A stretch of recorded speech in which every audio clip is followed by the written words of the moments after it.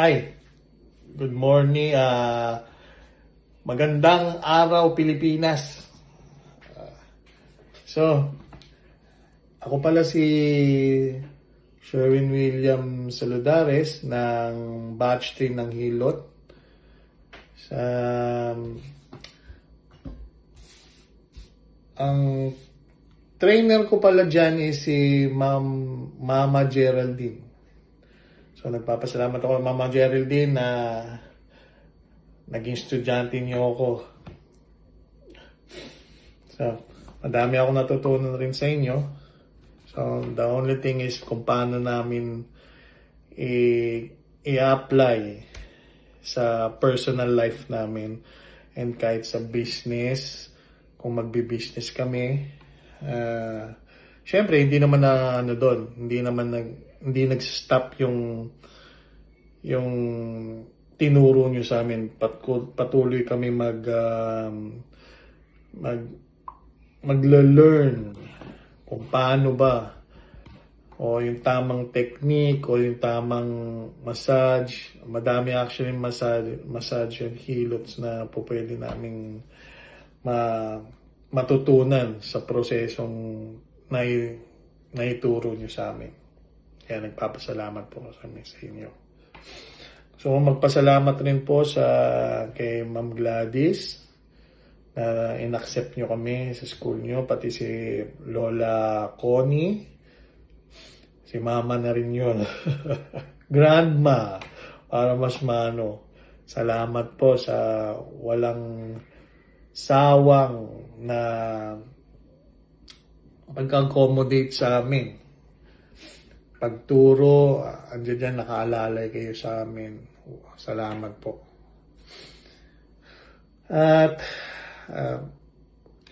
gusto ko rin magpasalamat sa kung saan kami nag-OJT kahit saglit na panahon o saglit na araw lang. May natutunan rin kami pero syempre hindi lahat. Nasa amin rin yun kung ipagpapatuloy namin mga pag-aaral namin sa loob ng spa at nakapagbigay ng yung feeling ng kung ano yung nasa loob ng spa. Siyempre minsan tayo yung mga estudyante kinakabahan. Yun lang naman ang importante, yung may develop yung confidence mo na paano mo mabigay mo yung performance mo sa kliyente mo ang maayos na satisfied sila. Isa pa po, yung mga pala nagturo sa amin doon ay si Ma'am Marivic, Ma'am Daniela, pati si Ma'am Ann. Siyempre may mga nakasama rin namin dyan is yung galing sa ibang batch natin na na-hire sila. Yan ang maganda dyan sa school natin ng TESDA is nagbibigay sila ng opportunity sa mga student nila na magkaroon after school ma-employed sa mga pinag-OJT-han nila. At yung nag-aaral ako dyan, meron silang community service. Mostly, noong time na yun, meron kami opportunity na mag-reach out. So, doon ko na nabigay yung effort ko na, eto pala, si ma'am, sir, iba-ibang klaseng tao, minamasahe mo, binibigyan mo ng comfort ng katawan nila. Papasalamat rin ako sa experience na ganyan. Tapos,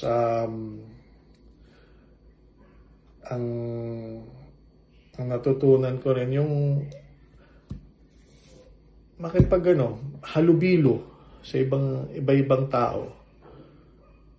So, nakakausap sila, dapat maganda yung salita mo sa kanila para makuha mo yung attention nila na ito yung service mo. Gusto mo silang mabigyan ng magandang service. So, ako po'y nagpapasalamat sa bayan ng Marikina na lahat ginagawa nyo para sa inyong komunidad. Salamat po pala kay Congressman Maan, pati kay Mayora Marcy. Sana andyan po ako, pero salamat po ulit. Happy Valentine's.